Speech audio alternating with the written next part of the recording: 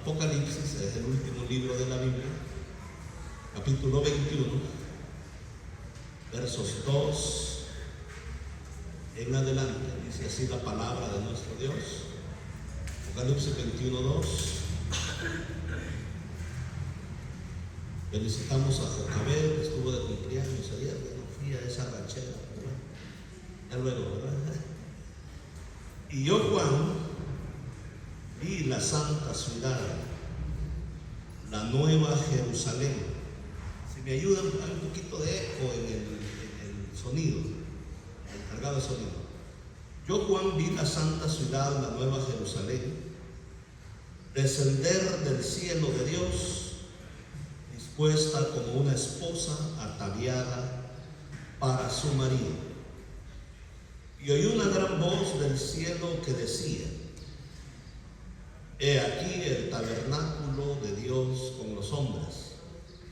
Él morará con ellos, ellos serán su pueblo, y Dios mismo estará con ellos como su Dios. Enjugará Dios toda lágrima de los ojos de ellos. Ya no habrá más muerte, ni habrá más llanto, ni clamor, ni dolor, porque las primeras cosas pasaron. Y el que estaba sentado en el trono dijo: He aquí que yo hago nuevas todas las cosas. Y me dijo: Escribe, porque estas palabras son fieles y verdaderas. Y me dijo: Hecho está, yo soy el Alfa y la Omega, el principio y el fin. Al que tuviere sed, yo le daré gratuitamente de la fuente del agua de la vida. Y al que venciere heredará todas las cosas, y yo seré su Dios, y él será mi hijo. Pero los cobardes y los incrédulos, los abominables y los homicidas, los fornicarios y hechiceros, los idólatras y todos los mentirosos tendrán su parte en el lago que arde con fuego y azufre, que es la muerte segunda. ¿Cuántos dicen amén? Amén. Amén. Y hay algo que resalta en esta historia, y es el hecho de que la Escritura dice: oí una gran voz en el cielo que decía: He aquí el tabernáculo de Dios con los hombres. Él morará con ellos, ellos serán su pueblo, y Dios mismo estará con ellos como su Dios. Yo creo que esta es la más grande aspiración que nosotros como seres humanos, como personas, debemos de tener en la vida. Que un día podamos estar morando en la presencia de nuestro Dios. He aquí el tabernáculo de Dios con los hombres. Él morará con ellos, ellos serán su pueblo, y Dios mismo estará con ellos como su Dios. El tabernáculo, mis amados hermanos, aparece, ¿verdad?, desde los tiempos en que Israel salió de Egipto y tuvo que viajar hacia la tierra prometida. Entonces Dios les dio un modelo, un diseño, conforme a la revelación que le dio a Moisés, para que le construyeran un tabernáculo, donde Él prometió que iba a morar en medio de su pueblo. Y entonces ese tabernáculo tenía algunos elementos muy indispensables. Tenía por lo menos 3 áreas. Primero había un patio exterior. Todo ese patio estaba protegido nomás por unas cortinas. Y en ese patio estaba el altar del holocausto. Entonces, para poder entrar a la presencia de Dios, lo primero que tenía que hacer el pueblo era ir a sacrificar, a entregar los animales, las víctimas. Esos animales tenían un valor, tenían un precio, y ellos los entregaban, y los sacerdotes los sacrificaban delante de Dios. Porque en los tiempos bíblicos no había tanto dinero, la gente traía las cosas en especie para el Señor. Y entonces todos traían un animal. Si eran muy pobres, 2 tórtolas, un palomino. Si las personas tenían recursos, podían traer un carnero, podían traer un animal más grande, de más valor. Pero nadie podía presentarse con las manos vacías delante de Dios. Y Y entonces eso habla de la adoración, de que cuando nos presentamos delante de Dios, tenemos que hacerlo con ofrenda, con acción de gracias, diciéndole al Señor: yo quiero hacer acciones que demuestren mi gratitud. Aquí traigo mi ofrenda, aquí traigo, Señor, algo para ofrecerte delante de ti. Pero luego había una puerta muy estrecha, solo cabe una persona a la vez, pero previo a la puerta estaba un lavacro que había sido hecho con los espejos de las mujeres. Los espejos normalmente eran de bronce, y entonces el sacerdote tenía que lavarse las manos ritualmente en el lavacro para poder entrar al lugar santo. Al lugar santo ya no podía entrar todo el pueblo hebreo, podían entrar únicamente los sacerdotes. Y entonces, cuando se estaban lavando, ellos podían ver su rostro en ese lugar. La Biblia habla de que el lavacro es símbolo del lavamiento por la regeneración del agua por la palabra. Es símbolo de la palabra de nuestro Dios. Cuando nosotros vamos a entrar a ministrar al Señor, al primero que Dios le habla es al sacerdote mismo. Yo tengo que estar bebiendo en la palabra del Señor, viendo cómo está mi vida. Dios tiene que hablar a mi vida, a mi corazón. Y una vez que él se lavaba, podía entrar al lugar santo, donde ya era un lugar completamente, una recámara completamente cerrada. Ahí no entraba otra luz más que la luz de la lámpara del candelabro de los 7 brazos, o que los hebreos la llaman la menorá. Entonces estaba ahí esa luz de lo que era ese lugar santo, y ahí estaba, ¿verdad?, esa lámpara de los 7 brazos con sus frutos. Tenía que tener aceite, siempre tenía que estar encendida, y simboliza de que el sacerdote, la única luz que tiene que alumbrarlo es la luz de Cristo. Él dijo: yo soy la luz del mundo, el que crea en mí no andará en tinieblas, sino que tendrá la luz de la vida. Y entonces necesitamos que sea Cristo quien alumbre nuestro entendimiento, quien alumbre nuestra vida. Pero ahí estaban también 2 torres o 2 mesas llenas de panes, 12 panes de la preposición, que estaban siempre delante de la presencia de nuestro Dios. Y entonces Jesús dijo: yo soy el pan de vida. Todo esto es simbolismo y nos habla acerca de Cristo Jesús y del cuerpo de Cristo. Esos 12 panes, 12 por las 12 tribus de Israel, que es la totalidad del pueblo de Dios, que somos el cuerpo de Cristo, somos la totalidad de los que hemos creído en nuestro Señor Jesucristo. Pero también había un altar de incienso, donde se quemaba aroma delante del Señor, perfume. Y el incienso, dice la Biblia, son las oraciones de los santos, que llegan delante de Dios como un olor fragante, como algo agradable. A Dios le gusta que nosotros oremos, le busquemos, estemos delante de su presencia. Pero luego había una tercera recámara más pequeña y más privada, y en esa recámara ya no podían entrar los sacerdotes, nomás el sumo sacerdote o jefe de los sacerdotes hebreos. Y entonces el sumo sacerdote, una vez al año, podía entrar al lugar santísimo, el día de expiación o de arrepentimiento nacional. Israel tiene un día de arrepentimiento nacional, y es una de las fiestas más importantes que hay dentro de la nación de Israel. El sumo sacerdote toma sangre de animales y lo lleva al arca. El arca tiene una tapa o un propiciatorio, y entonces en esa tapa estaban las tablas de la ley. Y entonces él confesaba los pecados de Israel y le decía a Dios: la verdad, este año no lo logramos, hicimos lo malo delante de ti. La verdad, Señor, pecamos en gran manera, como nación nos corrompimos, pero venimos a decirte que, Señor, venimos con una acción de arrepentimiento. La nación toda el día de hoy se está arrepintiendo. Te necesitamos en nuestra vida, necesitamos tus bendiciones, tu gracia, tu favor. Y mira, traemos el sacrificio de estos animales y rociaba las tablas con la sangre de esos animales. ¿Por qué? Porque Israel trasladaba los pecados de la nación a esas víctimas, a esos animales. O sea, esos animales eran sacrificados para que el pueblo no tuviera que morir. presencia de nuestro Dios, porque Él es un Dios santo. Y entonces, una vez que confesaba los pecados de Israel, el sumo sacerdote salía de esa recámara, ¿verdad?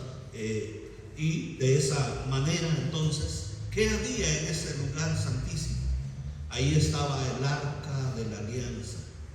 Era tan santísimo porque simbolizaba la presencia misma de Dios en medio de su pueblo. Cuando Israel salía a la guerra, el arca era llevada por sacerdotes y era la que iba adelante, como diciendo: no somos nosotros los que vamos a ir a la guerra, es Dios quien va a pelear por nosotros y nosotros estaremos tranquilos. Él hará grandes cosas, porque el arca de Dios simbolizaba la presencia de Dios en medio de su pueblo. Cuando dicen amén, alábele porque Él vive. Aleluya. Bendito sea el nombre del Señor nuestro Dios. Pero ¿sabes tú de que el arca de Dios, que simboliza la presencia de Dios, es algo tan sagrado que Dios no puede respaldar lo malo? Un día los hijos de Israel fueron a la guerra. Sabes que los filisteos capturaron el arca y se la llevaron, ¿verdad?, a su tierra. La historia ahí está en el libro de Samuel. Pero los filisteos se llevaron un gran chasco porque cuando pusieron el arca, lo pusieron, ¿verdad?, en el templo de sus dioses. Y al siguiente día hallaron a Dagón descabezado y hecho pedazos, ¿verdad?, su ídolo, tirado en el piso. Y les causó tremendos tumores a toda la población y enfermedades. Y entonces la gente, pero atestada de cáncer. ¿Por qué? Porque habían traído algo sagrado a su tierra, a su territorio, y creyeron que era un ídolo más. Quisieron tratarlo como un ídolo más. Y Dios les demostró de que Él no es un ídolo. Destruyó sus ídolos. Dagón quedó descabezado, hecho pedazos. Y la gente se llenó de tumores malignos. Y entonces ellos se deshicieron del arca y le echaron fuera de su territorio.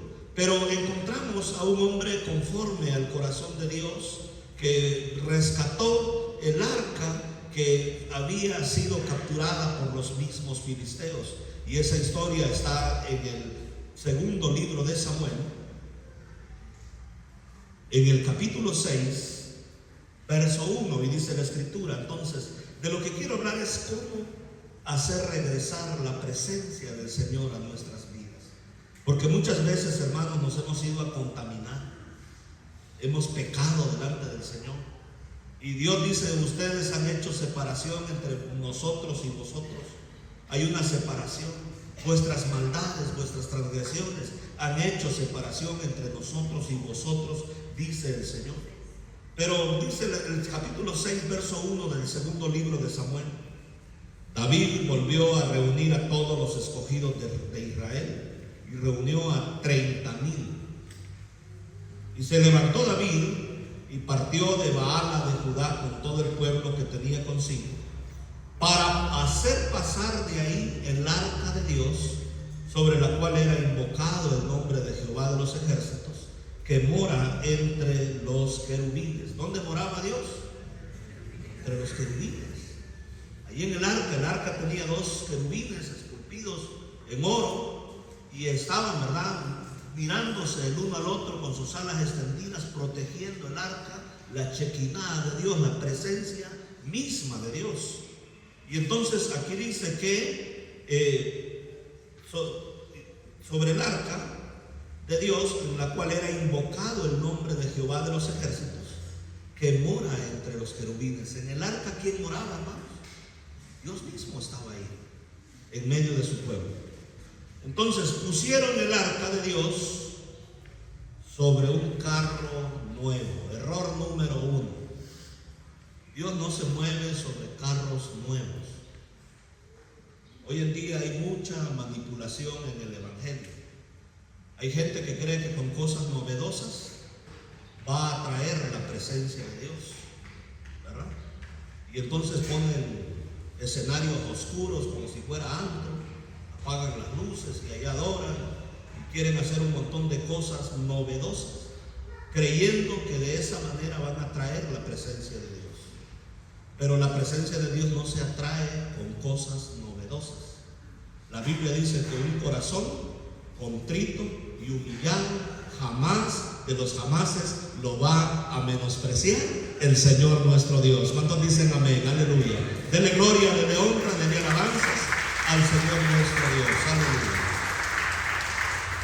Pero hoy en día hay muchos ministerios empeñados en hacer cosas novedosas, en poner carros nuevos para querer traer la presencia de Dios, para que las multitudes lleguen y vengan y no extrañen el antro. Pues voy a hacerles un antro en la iglesia para que la gente ahí se divierta. Pero no es así como nosotros atraemos la presencia del Señor nuestro Dios. Miren lo que hizo David. Pusieron el arca de Dios sobre un carro nuevo, algo novedoso. Wow. Y la llevaron de la casa de Abinadab, que estaba en el collado, y Usa y Ahío, hijos de Abinadab, guiaban el carro nuevo.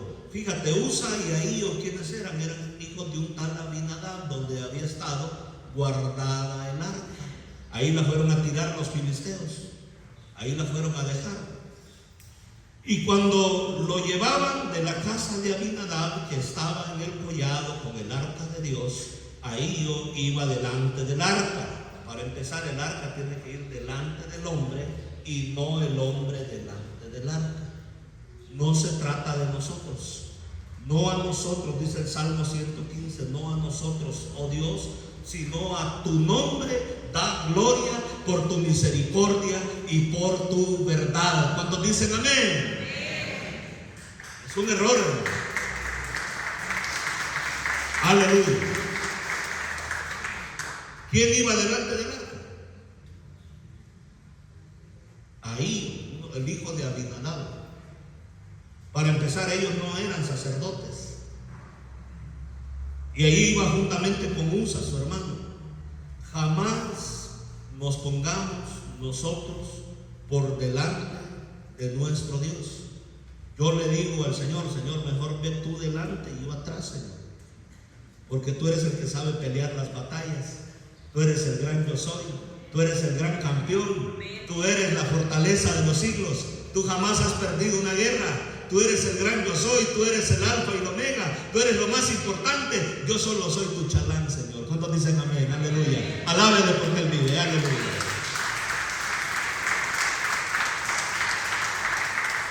Pero fíjate, hoy en día hay hombres que se quieren poner por delante y ser más importantes que Dios. Jamás venga a esta iglesia usted a ver al hombre. Si me ve a mí, lo único que va a hallar es un montón de defectos. Un hombre llenito, ¿verdad? Come mucho y con un montón de defectos. Usted no me viene a ver a mí. ¿A quién venimos a ver? Al gran rey. Yo no quiero ponerme por delante porque hasta me pueden matarme. Yo mejor le digo, ¿sabes qué, Señor? Mejor ve tú por delante y yo atrás. Que yo mengue, pero que tú crezcas. Que tu nombre sea dado a conocer en las naciones. Que tu nombre sea bendecido y sea exaltado. No a mí, oh Señor, sino a tu nombre da gloria. ¿Cuánto damos gloria al Rey? Aleluya, bendito sea el Señor nuestro Dios. ¡Qué error, hermano! Ahí iba delante del arca. Ay, como el gran campeón, porque yo soy el bueno. El buenote, olvida. Te puede fulminar en un momento. Y David y toda la casa de Israel danzaban delante de Jehová con toda clase de instrumentos, de madera, de haya, de arpas, salterios, panderos, flautas, címbalos. Y está bien, parecía que había un gran avivamiento. El problema es que muchas veces nos confundimos porque creemos que hay ministerios donde hay un gran avivamiento por todo lo que se ve, la danza, la alegría, el gozo, el ruido, las bocinas. ¡Guau! Esa iglesia está bien avivada. Pero si no estamos haciendo las cosas conforme a lo que Dios manda, no va a haber avivamiento.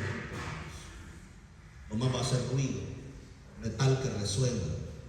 Dios no quiere que se pongan personas por delante. Él quiere ir por delante porque Él es el primero y el último. Él es todo en la vida. Yo no quiero ponerme por delante de Dios ni tener reflectores delante de mí. Yo quiero que la gente vea y conozca a Jesús de Nazaret. Él es el gran campeón. Él es el Rey de reyes y Señor de señores. Aleluya. Alábele porque Él vive, porque Él es bueno. Aleluya.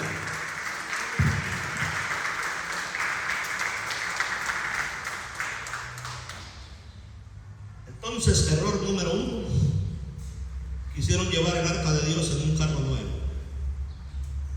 Dios no acepta métodos humanos para traer su gloria, ni manipulación humana. Número 2, quisieron traer el arca de Dios poniendo un hombre al frente y no a Dios al frente. Dios no honra eso. Y esos ministerios que hacen esas cosas van a tener grandes problemas delante del Señor en aquel día. Porque muchos han puesto al hombre delante de Dios y no a Dios delante del hombre. Y eso es un error en la vida de las personas. Error número 3. El arca tenía que ser transportada por sacerdotes, no por hombres comunes. Personas que Dios había escogido, que habían sido llamados directamente al ministerio. Es muy triste, pero hoy en día vemos que hay gente queriendo traer la gloria de Dios a este mundo, pero lo que son mercaderes del evangelio. Y únicamente están interesados no en las personas, sino en el dinero. Y eso, mis amados hermanos, es un grave error, porque el primer requisito para ser un ministro de Cristo es que debe de estar libre de avaricia. Está escrito en las cartas. Ahorita estuvimos dando el curso a los líderes que van a estar haciendo el ministerio en las células, y vimos los requisitos de los obispos y diáconos, y el primero de ellos es que debe de estar libre de avaricia. No podemos hacer el ministerio por dinero. No podemos estar nosotros manipulando a las masas y a la gente, sacando el dinero de ellos. Entonces imagínate gente que no ha sido llamada, que su motivación es únicamente el dinero, estar queriendo traer la gloria de Dios. ¿Tú crees que Dios nos va a honrar? Pueden tener multitudes, pueden llegar a mucha gente, pero si mi motivación es errónea, en aquel día el Señor le dirá: aléjate de mí, hacedor de maldad, maldito al fuego eterno, porque nunca te conocí. Y esas palabras son duras, y estoy haciendo una autocrítica, porque es importante que nosotros regresemos al evangelio genuino, al evangelio verdadero, al evangelio donde el Señor nos dejó cómo debíamos de hacer las cosas. Porque hoy en día se quiere traer la gloria de Dios con carros nuevos, con métodos humanos, poniendo a un gran orador por delante que habla bien bonito, queriendo hacer cosas novedosas, poniendo a personas que ni siquiera han sido llamadas por. Mire, yo le aseguro, yo no estaría en estos menesteres si a mí Dios no me hubiera hablado y me hubiera dicho: yo te estoy llamando para que seas un misionero. Yo lo oí de Dios. De otro modo, mi hermano, yo no le entro. ¿Por qué? Pues yo tenía cosas que hacer allá afuera, tenía mi carrera, mi profesión, pero a mí Dios me llamó a estos negocios y a estos menesteres. Y entonces, cuando Dios te llama, no le puedes decir que no.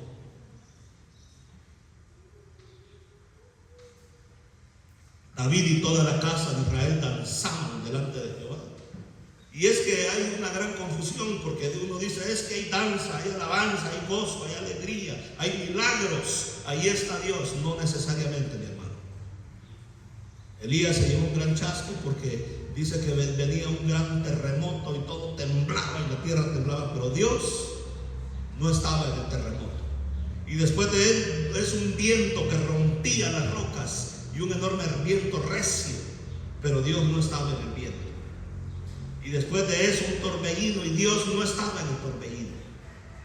Y al final hubo un silbo apacible y delicado, y ahí estaba la presencia de Dios.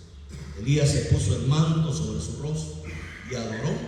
Y entonces, mis amados hermanos, tenemos que saber que no siempre Dios está donde hay tanto movimiento, donde hay tanta algarabía, donde hay tanto gozo, tanta alegría. No siempre Dios está ahí. Y entonces, fíjate, ellos venían con instrumentos, con arpas, salterios, panderos, flautas, címbalos. Verso 6: y cuando llegaron a la era de Nacón, Usa extendió su mano al arca de Dios para sostenerla, porque los bueyes se iban tropezando. Es que el terreno es ascendente, o sea, hay que subir hacia Jerusalén, y entonces es un camino un poquito difícil, no es tan plano como nosotros acá que tenemos una planicie. No, había que ir subiendo, y entonces los bueyes tropezaban y el arca como que ya se iba a caer, y Usa, el hijo de Abinadab, extendió la mano para querer detener el arca. Verso 7. Y el furor de Jehová se encendió contra Usa, y lo hirió ahí Dios por aquella temeridad, y cayó allí muerto junto al arca de Dios. ¿Cómo cayó Usa?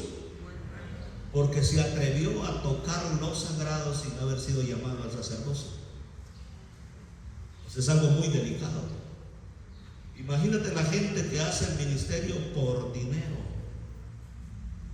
que lo hacen por motivos ajenos, que lo hacen por soberbia u orgullo, para que vean que yo soy un gran ungido, un gran hombre de Dios. Eso es terrible. Este es un Dios vivo al cual nosotros servimos. A Usa se le hizo fácil querer detener el arca porque se iba cayendo, y Dios ahí mismo lo hirió por aquella temeridad y cayó allí muerto junto al arca de Dios. ¿Por qué? Porque Usa no era sacerdote. ¿Quiénes eran los únicos que podían llevar el arca? Los sacerdotes, mi hermano. Nadie más podía hacerlo que ellos. Y entonces ni así sea un carro nuevo o lo que sea, no. El arca tenía unas varas que traspasaban unos anillos de oro, y esas varas, ¿verdad? Los sacerdotes la iban cargando entre 4 sacerdotes, y ahí iban cargando esa arca. Y se entristeció David por haber herido Jehová a Usa, y fue llamado a aquel lugar Pérez Usa hasta hoy, o sea, el lugar donde pereció o murió Usa. Los que tienen apellido Pérez significa eso, perecer. El lugar donde pereció o donde murió Usa, y así se le llama hasta el día de hoy. Quedó esto como en memoria para las generaciones. Y entonces fíjate, aquí comienza el trabajo de Dios. Y temiendo David a Jehová aquel día. Aquí empezamos entonces la cuenta regresiva. ¿Cómo se atrae la presencia de Dios? Primero, temiéndole al Señor nuestro Dios, diciendo: híjole, Señor, me tenés en un lugar de privilegio, predicando, haciendo tu obra. Lo primero que tengo que cultivar en mi vida es el temor de Jehová. Y temiendo David a Jehová aquel día, dijo: ¿cómo ha de venir a mí el arca de Jehová? De modo que David ya no la quiso traer para sí el arca de Jehová a la ciudad de David, y la hizo llevar David a la casa de Obed-Edom el Geteo. Ya no la quiso traer. Digo, ¿cómo la voy a traer? Me va a matar a mí, a mi familia. No estamos listos. Tenemos que ver cómo es que vamos a traer el arca del Señor.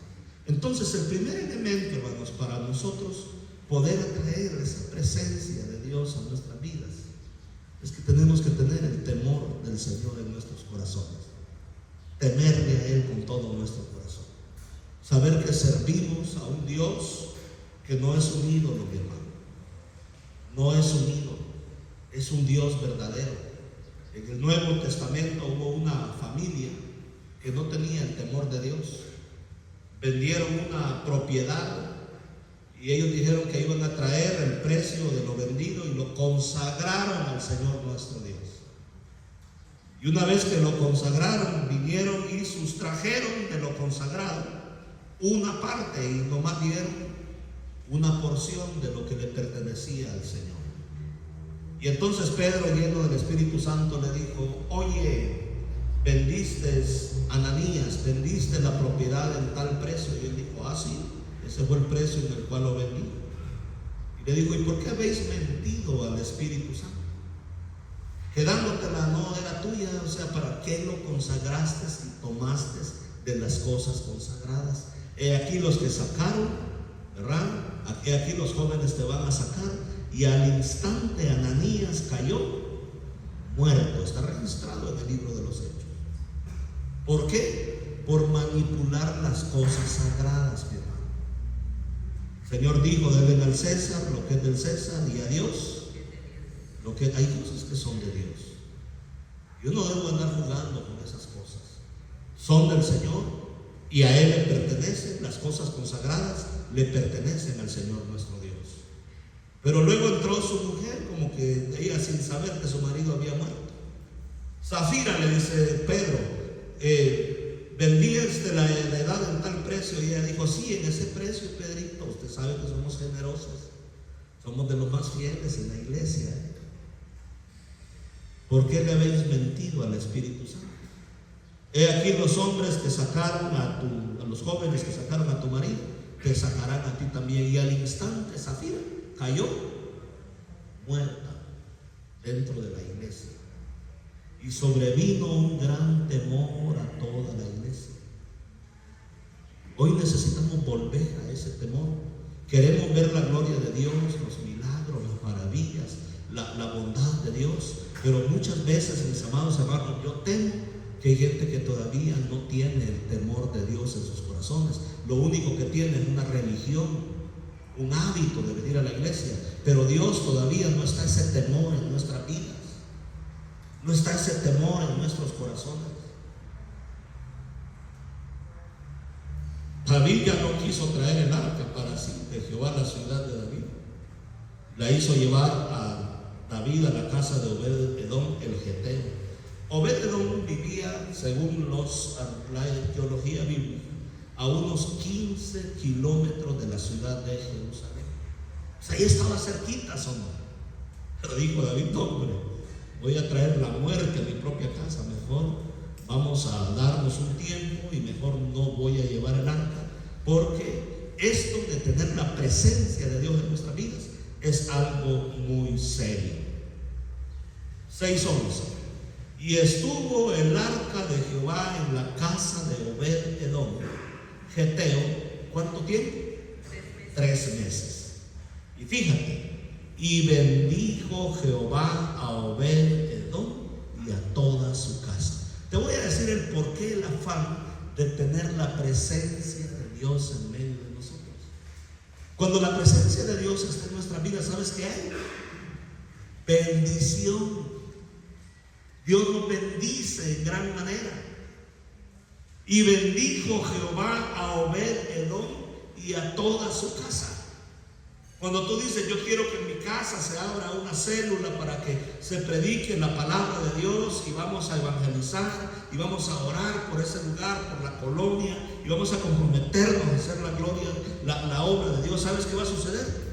Dios te va a bendecir a ti y a toda tu casa, porque estás atrayendo la presencia del Señor a tu vida y a tu casa. ¿Cuántos dicen amén? Aleluya. Alábenle porque Él es bueno. Aleluya. Bendito sea el nombre del Señor nuestro Dios.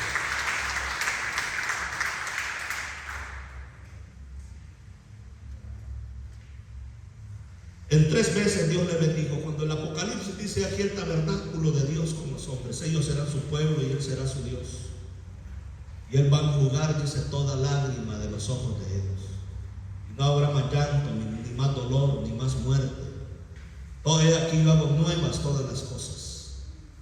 He aquí el tabernáculo de Dios con los hombres. Él va a quitar todo dolor, toda tristeza, toda enfermedad. Él, cuando la presencia de Dios viene, hermanos, es lo más precioso que nosotros podemos tener. La enfermedad se va, el diablo se va, el mal se va, y cuando la presencia de Dios llega, ahí hay gozo, ahí hay alegría, ahí hay plenitud de gozo, hay delicias a su diestra. Cuando la presencia de Dios llega, la consolación llega. Cuando dicen amén, alábele porque Él vive, alábele porque Él es bueno. Aleluya.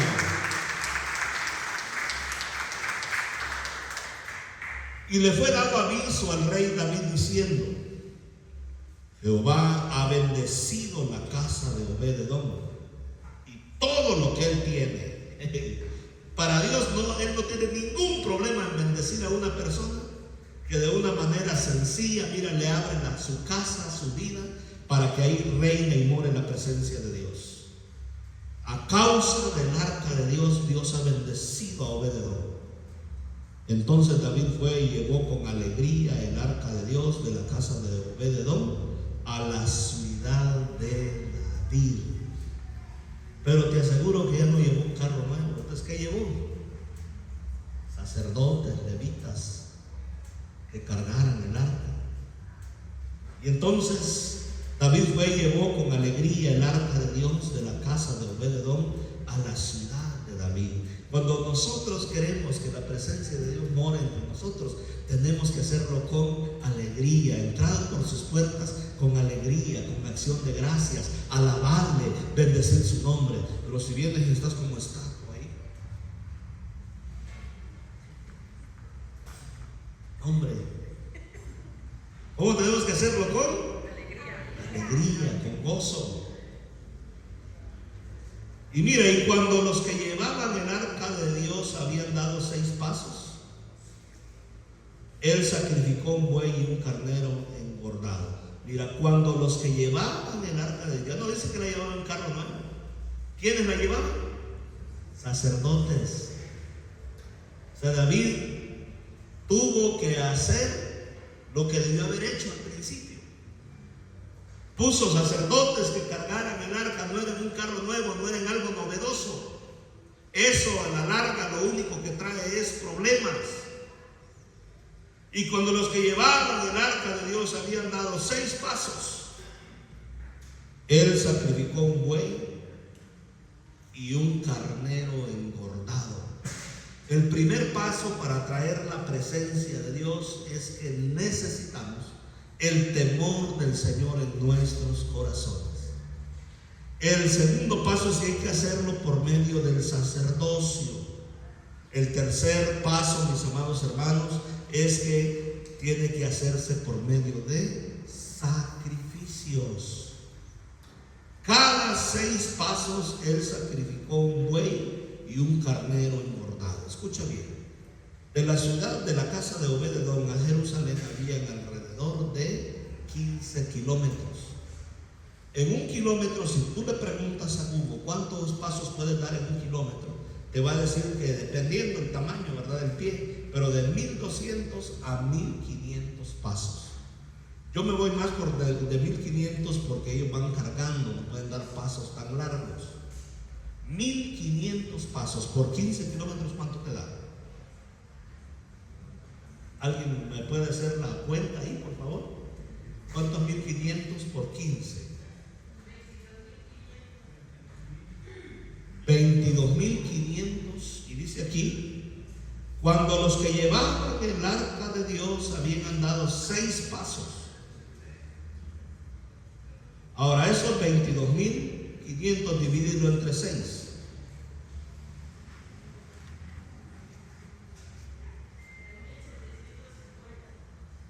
Él sacrificó un buey y un carnero engordado, no un flaco, de esos que no valen nada. Un carnero, ¿cómo? Un buey y un carnero. ¿Cuántos animales se sacrificaron? Ahora eso multiplícalo por 2. Y ahí te va a dar el número exacto. 7.500 animales se sacrificaron en aquel día delante de la presencia de Dios para poder atraer el arca. ¿Cuántos animales, hermanos?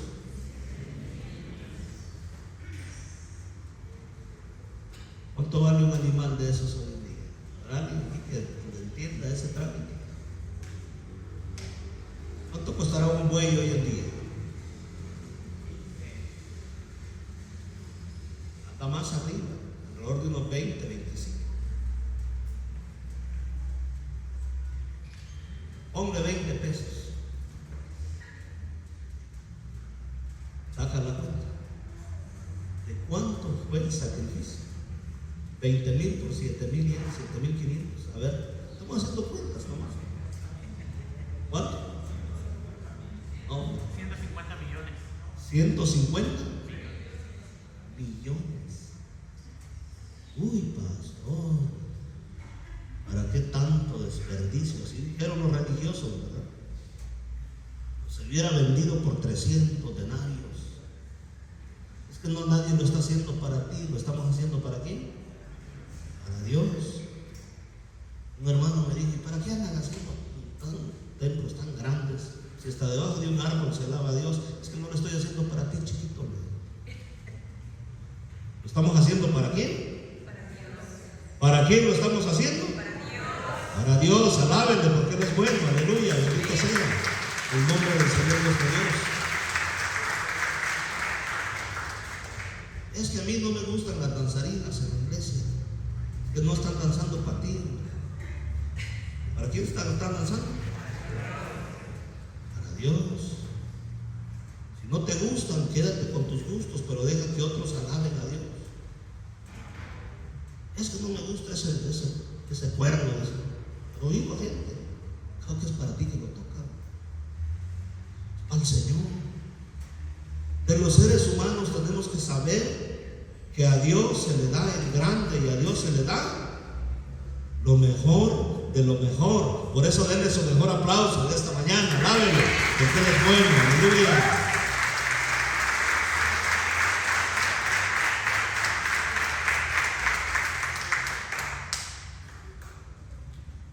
Verso 14.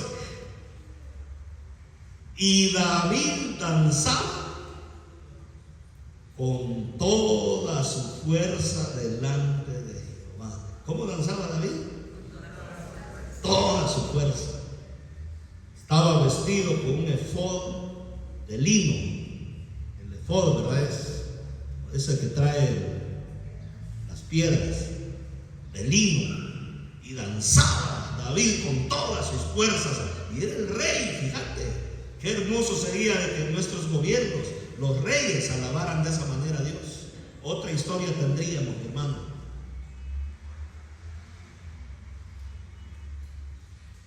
Y así David y toda la casa de Israel conducían el arca de Jehová con júbilo y con sonido de trompeta. Este ingrediente ya lo tenían en el principio, pero fíjate, lo siguieron manteniendo. La presencia de Dios viene donde hay júbilo, donde hay sonido de trompeta. Porque la gente dice, ¿por qué son tan ruidosos? ¿Será que Dios es sordo? Yo he oído eso. De nuevo, chiquitos, no lo están haciendo para ti. ¿Para quién lo estamos haciendo? Para nuestro Dios. Lo traían con júbilo, con sonido de trompeta. Toda la casa de Israel conducía el arca del Señor con júbilo, con sonido de trompeta, con alegría, porque el gozo del Señor es nuestra fortaleza. Amén. Cuando el arca del Señor llegó a la ciudad de David, ojo, en los avivamientos es delicado porque hay gente que puede salir perjudicada. Aconteció que Mical, hija de Saúl, era la esposa de David. Miró desde una ventana y vio al rey David que saltaba y danzaba delante de Jehová y le menospreció en su corazón. Cuidado con que nosotros seamos menospreciadores. Eso es muy delicado. Y lo menospreció en su corazón. No dijo nada, él lo vio nomás. Era de esas mujeres que son bien bravas, que parecen que han comido hormigas de esas bravas, ¿verdad? Metieron pues el arca de Jehová y la pusieron en su lugar en medio de una tienda que David le había levantado, un tabernáculo, ¿verdad? Y sacrificó David holocaustos y ofrendas de paz delante de Jehová. O sea, fíjate, más sacrificios, más dar. Y cuando David había acabado de ofrecer los holocaustos y las ofrendas de paz, bendijo al pueblo en el nombre de Jehová de los ejércitos y le repartió a todo el pueblo y a toda la multitud de Israel, así a hombres como a mujeres. A cada uno le dio un pan, un pedazo de carne y una torta de pasas, y se fue todo el pueblo, cada uno a su propia casa. ¿Sabes qué le gusta a Dios? Para cuando tenemos su presencia. Cuando alguien está lleno de la presencia de Dios, es una persona generosa, compartida. Donde hay ausencia de la presencia de Dios, ahí hay mezquindad. Ahí la persona se vuelve dinerista, solo para lo mío, solo lo que yo tengo. Pero una de las características de la gente que tiene la presencia de Dios es que se parece a Dios. Nuestro Dios es un Dios generoso. Jamás vamos a ser más generosos que Él. Él le dio a cada uno un pan, un pedazo de carne y una torta de pasas. Ahí llevaban su arrachera, cada quien comiendo por camino. Volvió luego David para bendecir su casa, lleno de la bendición de Dios. Y saliendo Mical, o sea, su esposa, a recibir a David, le dijo: cuán honrado ha quedado hoy el rey de Israel, descubriéndose hoy delante de las criadas de sus siervos, como se descubre sin decoro un cualquiera. ¿Sabes qué le dijo? Tú eres un cualquiera, lo menospreció, porque David danzó delante de la presencia de nuestro Dios. Qué triste, hermanos, que nosotros critiquemos o menospreciemos estas cosas. Entonces David le respondió a Mical y le dijo: fue delante de Jehová quien me eligió en preferencia de tu padre y de toda tu casa, para constituirme por príncipe sobre el pueblo de Jehová, sobre Israel. Por tanto, danzaré delante de Jehová y aún me haré más vil, más sencillo, más humilde que esta vez. Y voy a ser bajo a tus ojos, pero seré honrado delante de las criadas de quienes has hablado. Y mira lo que dice el verso 23. Y Mical, la hija de David, nunca tuvo hijos hasta el día de su muerte. Esos ministerios que menosprecian el alabar al Señor, el danzarle con todas las fuerzas. El peligro es que lleguen a ser ministerios estériles, que no producen fruto, que no producen nada, como Mical, la mujer de David. Dios la privó de tener hijos, de ser estéril. ¿Por qué? Por haber menospreciado a David, por haberse burlado de él, de que él alababa y danzaba delante del Señor nuestro Dios con todas sus fuerzas. Alababa, engrandecía y glorificaba al Señor nuestro Dios. Cuando dicen amén, alábenle, porque Él es bueno. Aleluya. Bendito sea el nombre del Señor. Y esta historia tiene una profunda enseñanza, mis amados hermanos. Si amamos la presencia de Dios en medio de nosotros, si amamos su gloria, su visitación, su bendición, tenemos que de verdad aplicar estos principios. Dios no se mueve donde el hombre va delante. Él quiere ir delante de nosotros. Dios no se mueve con carros nuevos. Por algún tiempo le puede funcionar a la gente, pero miren qué termina el descrédito del evangelio con esos carros nuevos. Triste y terrible. Dios no se mueve, mis amados hermanos, ahí donde no se honra el sacerdocio. Porque ¿cuál fue el problema? Pusieron a alguien que ni siquiera era sacerdote a dirigir la carroza. Y Usa murió porque no era sacerdote. Si él hubiera puesto sacerdotes Usa, no hubiera muerto. ¿Y por qué no los puso? Porque David todavía no había valorado el sacerdocio. Los sacerdotes somos personas que hemos sido llamadas por Dios, pero hay gente que no los valora. Y en lugar de acudir al sacerdote, acuden a cualquiera. Pero no es así como Dios trabaja. Si usted quiere ver buenos frutos en su vida, honre al Señor con todo su corazón. Honre a aquellos que han sido llamados al ministerio y Dios le va a bendecir. El que le dé a un profeta, dice la Biblia, recompensa de profeta tendrá. Así lo dice la Escritura. Pero mi amado hermano, tener que en esta casa anhelamos de que la presencia del Señor venga en medio de nosotros. La Biblia dice: el que oiga diga ven. Ven, Señor Jesús, ven pronto. Pongámonos en pie, mis hermanos. Padre, qué hermoso lo que hemos